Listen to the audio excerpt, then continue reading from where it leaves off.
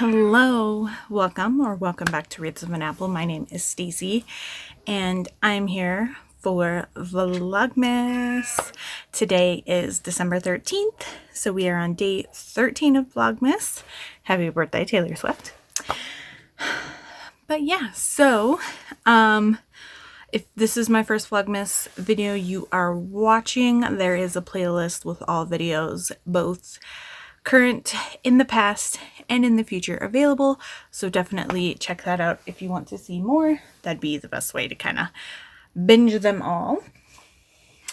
So I am doing my 24 days of tea advent calendar. This is by Adagio Teas. This is my favorite tea company. This is the 4th year I'm doing this advent. The first year I did the bagged version, and then the second year I switched to the loose leaf, and I have since stayed with them. I've tried other tea advent calendars in the past and never was quite pleased with how it ended up going, and since I've tried Adagio, I will only ever be doing Adagio. I might try some other brands in the future, but Adagio will be my go-to. So that's my little blurb. They are linked down below, as they are in all of my other Vlogmas videos. So 13.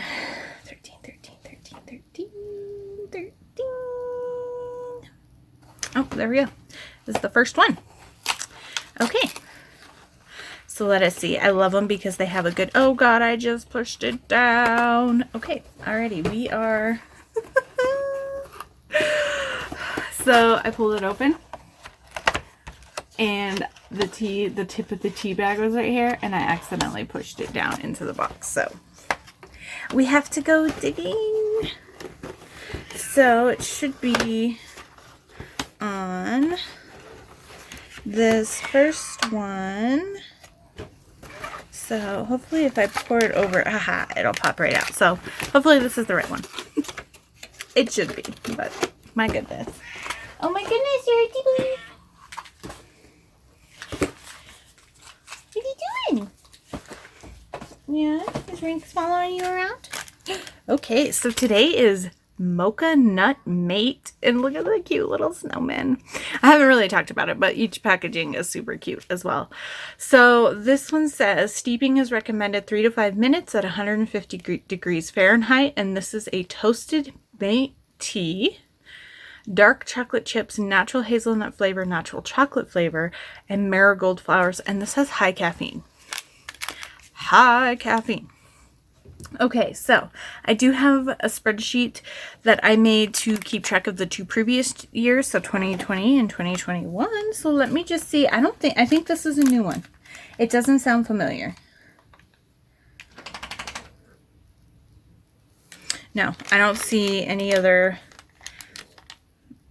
ones that start with mocha outside that have mocha outside the Arabica mocha. So I think this is a new tea. So perfect, or at least over the past couple of years. So let us take a peek here. It's very chocolatey, and I get a hint of the hazelnut. So that's what it looks like. It's a very flaky tea. I don't know if I've had mate tea before, but you can see there are little tiny chocolate chips. But I like that we're going for dark chocolate, because that is my preference when I do have chocolate. Okay, so let me get this poured in here, and we will get this steeping before we talk about today's book.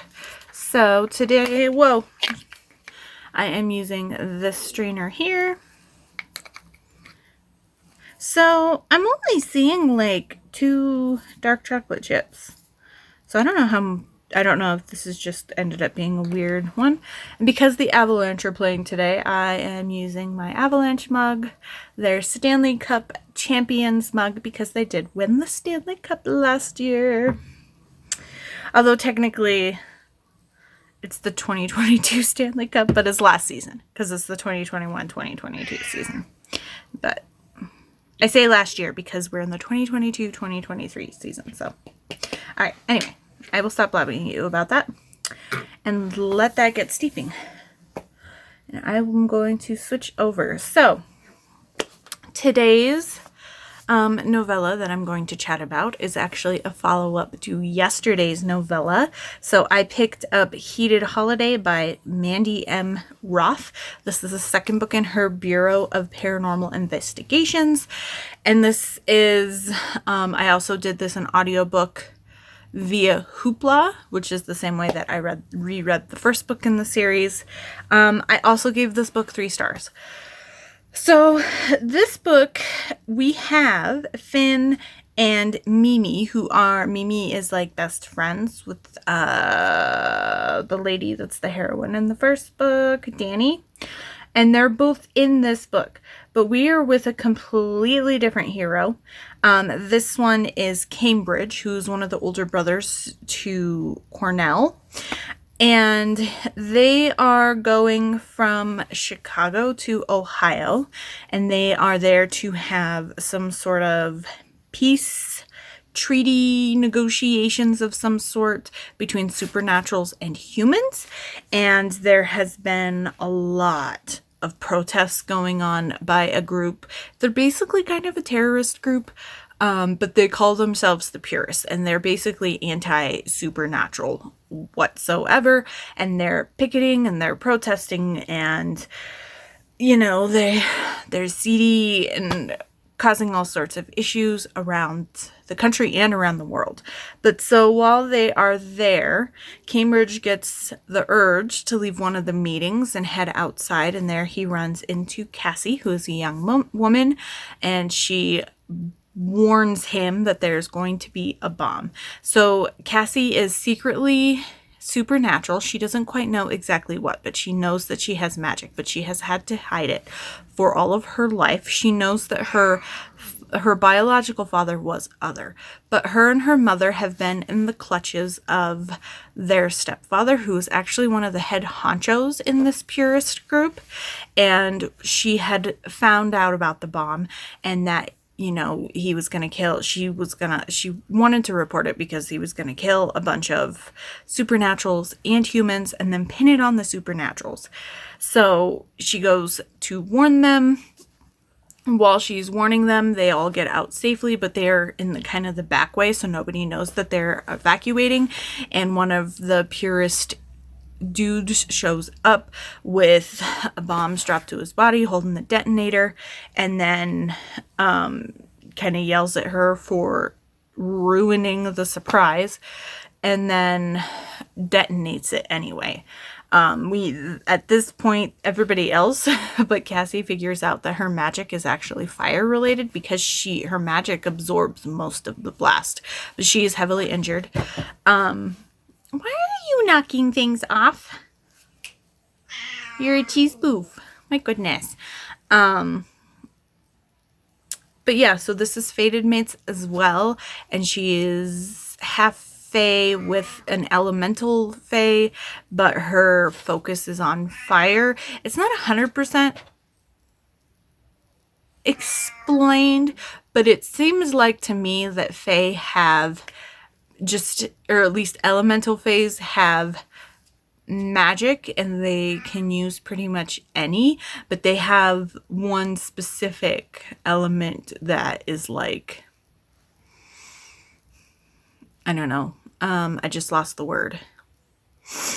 That's like their primary, I guess. That's not the word I wanted to use, but that's the one that they're like drawn to, they have a divinity for. And it's like their main elemental power. But we only hear talks of her in fire, so maybe they're just one elemental fae, and she's just like a fire fae or something like that. But yeah, so it's Fated Mates. This one, because she has kind of been in the clutches of her stepfather and his purist take. She is a virgin, and the situation of him claiming her, he doesn't really tell her what exactly it means. She is more than up to pop her cherry with him, just so she doesn't have that also looming over her head as something that her stepfather can potentially use against her, or like, because he talks about, I guess, or has told her he's talking about selling her to like the highest bidder or something like that. So I don't know. It just, this one, even though he recognized her as his fated mate, he jumped too far into it too quickly and didn't quite give her everything that she needed.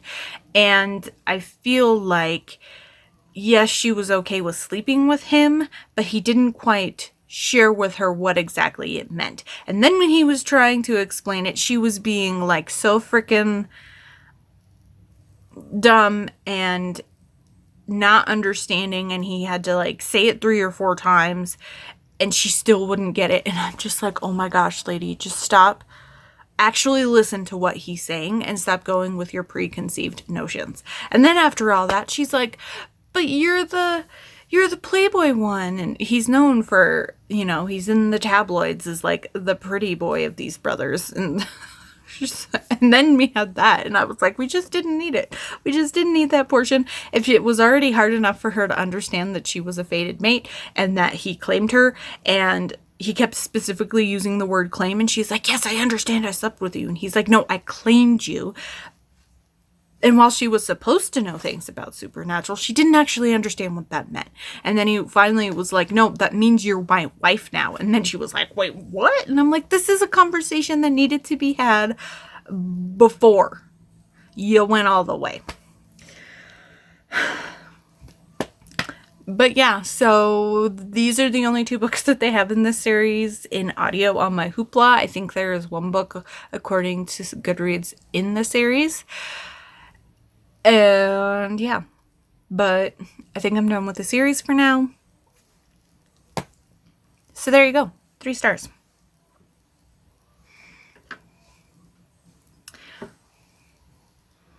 Ooh. It's definitely very chocolatey in smell now. And that toasted, I get the toastiness of that tea. I don't think I've had mate tea before though. It's funny that we have mate tea and it's a fated mates book. Oh my god, I'm such a nerd, guys. I really am such a nerd. Okay, my cup is too hot, so I have to hold it by the handle with my left hand while I use my right hand to take my strainer out. Because I am right-handed. And I was just gonna hold the cup with my left hand, but it's too hot for me to hold with my left hand. So, I mean, it smells good. It smells like you can smell the toastiness, and I get the chocolate vibes. So, let's see. It might be too hot for me to taste anything.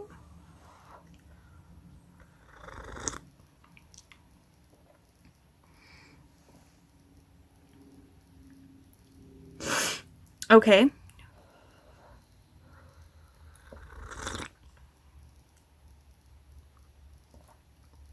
That's good. I don't mind that. I don't mind that. This would actually do with a touch more chocolate, I think.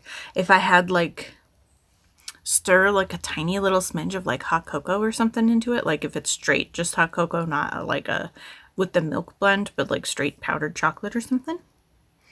Or even espresso powder, because espresso powder would up the taste of the chocolate.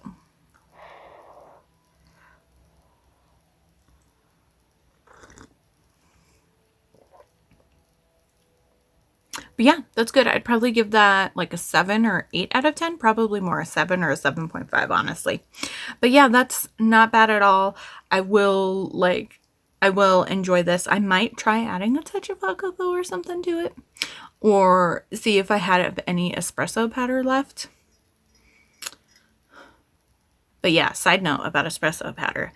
If you want something to taste coffee, you have to add a lot of espresso powder. But espresso powder in baking is more to amplify the chocolate. So if you want something that's more coffee taste, then like if you're making like coffee brownies or mocha brownies or whatever you want to call them, you want to add instant coffee, like powdered instant coffee, not espresso, or do a mix of both, because espresso powder is specifically used to elevate chocolate. And the blog post I found about it was like, oh, if you buy the cheap chocolate, add some espresso powder and it'll taste like high-end chocolate. I'm just like, okay, whatever. But anyway, thank you so much for watching. If you would like to leave me an emoji down below. Let's see, we've got heated holidays. So why don't you do like a bonfire or a fire or smoke or something like that. Something fun for that. Or because I'm in all my abs getup, which I'm in every time there's a game, and I'm using my abs cup. So, or you can do like a hockey puck or the hockey stick emoji. So either or, choose one, anyone. And yeah, like, comment, subscribe, all that good stuff. You know what to do. And I will see you all tomorrow.